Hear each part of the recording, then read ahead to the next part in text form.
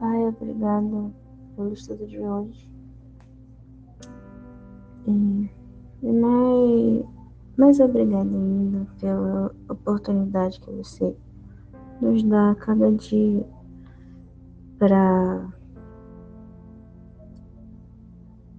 essa ampliação desse conhecimento. E que esse conhecimento chegue a várias pessoas, seja elas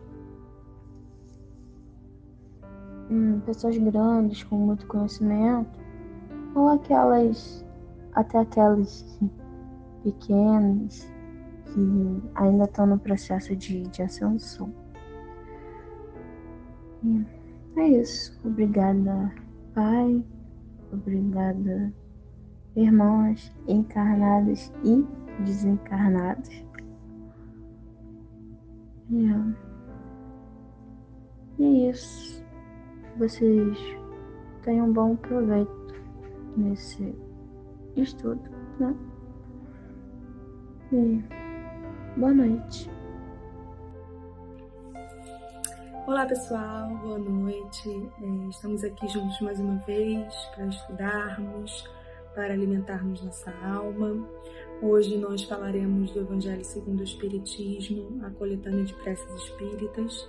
Mas antes de a gente começar a falar do texto em si, eu queria conversar um pouquinho com vocês sobre a importância do pensamento, a importância daquilo que desejamos internamente, não do que verbalizamos. Não é sobre isso que nós viemos falar aqui hoje. Nós viemos falar sobre os nossos desejos e as nossas intenções internas, aquelas que muitas vezes a gente esconde, a gente guarda, né? A gente disfarça. É claro que o pensamento, muitas vezes, ele surge de uma maneira instintiva. Isso acontece com todo mundo. E muitas vezes, esse primeiro pensamento, ele pode não vir com boas intenções. Às vezes a gente pode vir alimentado de uma frustração, de uma raiva.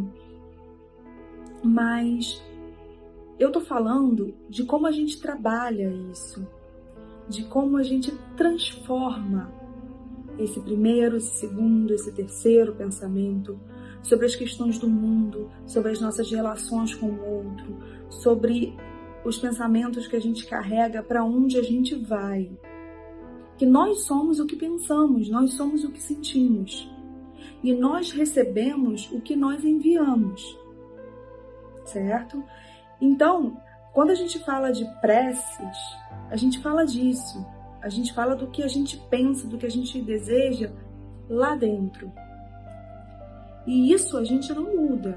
A gente pode fingir, a gente pode disfarçar, a gente pode guardar, né? A gente pode verbalizar de N maneiras, a gente pode manipular isso com o outro, mas não com Deus. Não com a espiritualidade. Eles sabem exatamente o que nasce e o que cresce dentro da gente. E por isso é importante que no momento da nossa prece, a gente esteja despido dessas intenções de disfarce, dessa manipulação que é quase que instintiva nossa, que vem já com a gente desde o momento que a gente reencarna, né?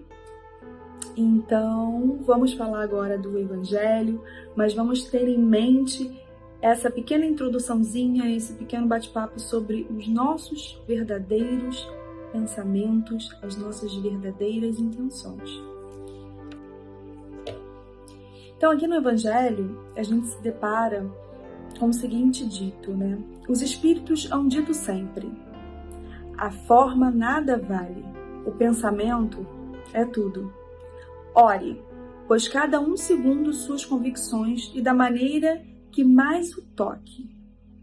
Um bom pensamento vale mais do que grande número de palavras, com as quais nada tem um coração. Então, a partir do momento que a gente se dispõe a fazer uma prece, a orar, a conversar com a espiritualidade, com Jesus, com Deus, é importante que seja verdadeiro. A gente não precisa se preocupar com as melhores palavras, né? Se preocupar se está falando bonito ou se não está falando adequadamente, não é isso. É importante que a gente fale verdadeiramente. É importante que a gente pense e sinta com o coração, porque é isso que importa. O que importa é o que a gente deseja, o que a gente sente, é quando estamos limpos, e limpos de verdade, na essência. Os espíritos não prescrevem qualquer fórmula absoluta de preces. Quando dão alguma, é apenas para fixar as ideias e, sobretudo, para chamar a atenção sobre certos princípios da doutrina espírita. Fazem-no também com o fim de auxiliar os que sentem embaraço para externar suas ideias, pois alguns há que não acreditariam ter orado realmente, se seus pensamentos não forem formulados. O que ele quis dizer aqui? Que muitas pessoas acham que existe uma maneira certa de orar, que existe uma maneira certa de rezar, que tem que seguir certos protocolos, que tem que utilizar certas palavras que são padronizadas, mas isso não existe. Não é isso que importa. Importa o que nós já falamos aqui, que é o poder do pensamento, que é a vontade real, que é o amor. Por que o amor? Gente, a partir do momento que a gente se disponibiliza a falar com Deus, a falar com a espiritualidade, não devemos usar isso para desejar o mal, para alimentar sentimentos ruins. Pelo contrário, a gente tem que fazer isso buscando o que há de melhor, buscando o que eles têm de melhor para oferecer e buscando o melhor que há na gente e que muitas vezes ainda não tivemos acesso. Porque todas as pessoas, todos os espíritos, todos têm um lado bom, todo mundo tem coisas boas para oferecer. E é nesse momento da prece que nós temos que buscar esse encontro com o melhor da gente e esse encontro com o melhor da espiritualidade, independente das palavras que a gente usa. Não importa se pode parecer confuso para o outro, mas isso não é assunto do outro, isso é coisa sua com Deus, certo? O objetivo da prece é elevar a nossa alma a Deus. A diversidade das fórmulas, nenhuma diferença deve cair entre os que nela creem, ainda menos entre os adeptos do Espiritismo, porquanto Deus as aceita de todas as formas sinceras. Cada palavra deve ter alcance próprio, despertar uma ideia, pôr em vibração uma fibra da alma. Orar, fazer prece, é isso. Entrar em contato com o melhor que nós temos. É buscar isso, é vivenciar Deus. O Espiritismo reconhece como boas as preces de todos os cultos, quando ditas pelo coração e não pelos lábios. Nenhuma impõe, nenhuma reprova. Deus, segundo ele, é humanamente grande para repelir a voz que lhe suplica ou que canta os seus louvores, porque é feita de um modo e não de outro.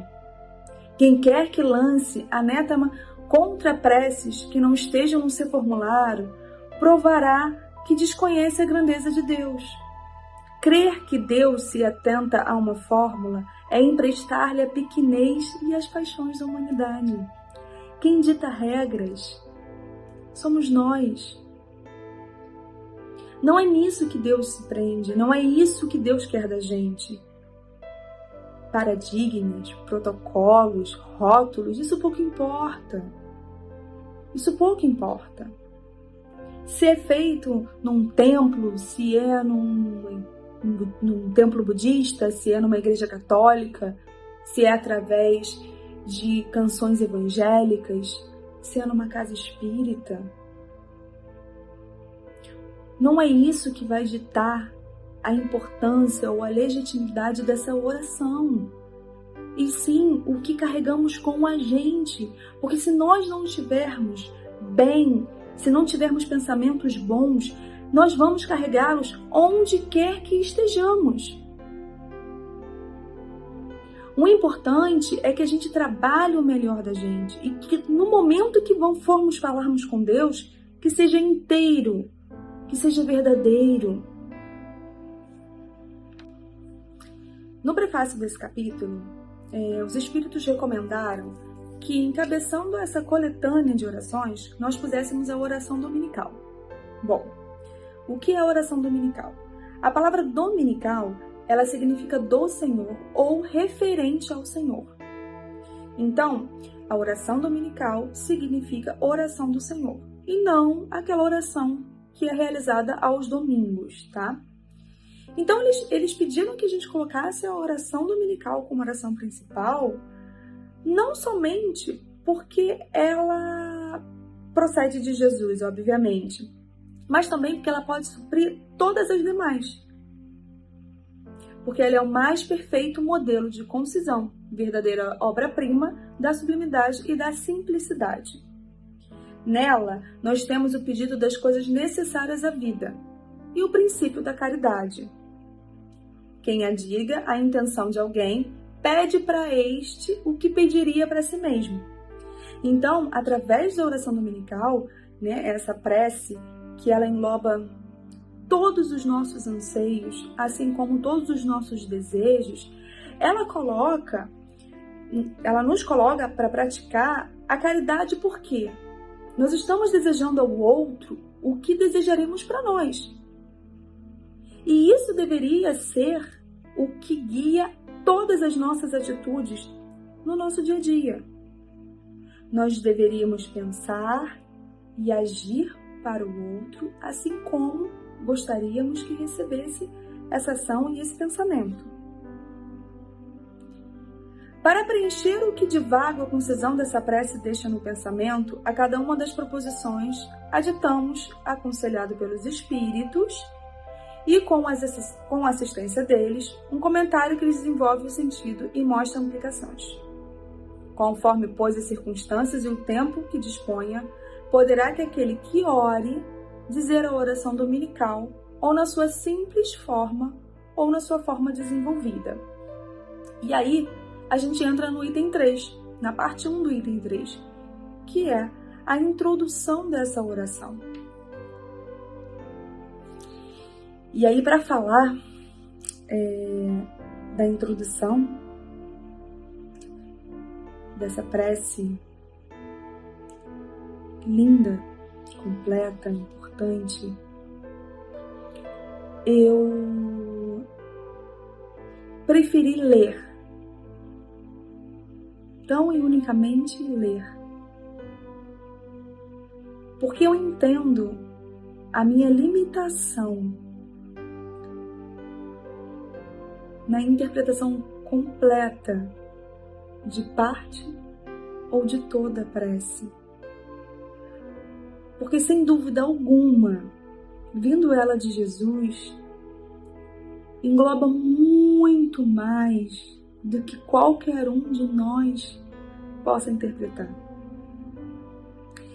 E aí, é dentro da minha pequeneza e da minha admiração a Jesus e a tudo que Ele nos ensinou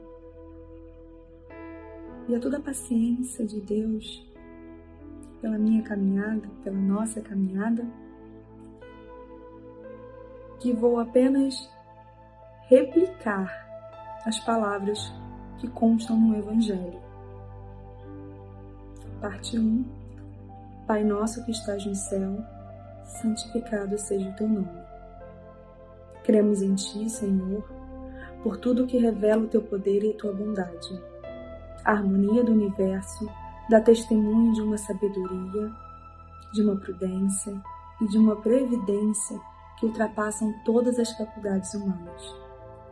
Em todas as obras da criação, desde o raminho de erva minúscula e o pequenino inseto, até os astros que se movem no espaço, o nome se acha inscrito de um ser soberanamente grande e sábio.